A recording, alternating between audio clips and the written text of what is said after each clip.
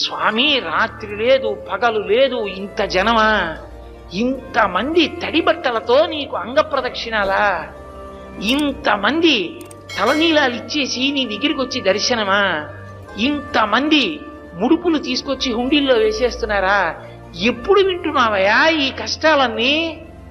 కళ్ళందుకే ఇలా నామాలు పెట్టేసుకుని నిద్రాముద్రాం నిఖిల జగతి రక్షణే జాగరూకం అని దక్షిణాయనంలో పడుకున్నవాడు ఆంతరంగంలోకి చూసినట్టు వచ్చే వాళ్ళ మనస్సులు చూస్తాడు. వ్యాసుడు అందుకే ఓ మాట అన్నాడు, వెంకటాచల క్షేత్రంలో వెంకటేశ్వర స్వామి వారి ముఖమండలం బహుప్రసన్నంగా ఉంటుంది. ఒక్కొక్క రోజున ఎంతో సంతోషంగా ఉంటుంది. అర్థం ఏమిటో తెలుసా? కొండ మీదకి ఎవరో ధార్మికులు వచ్చారని గుర్తు.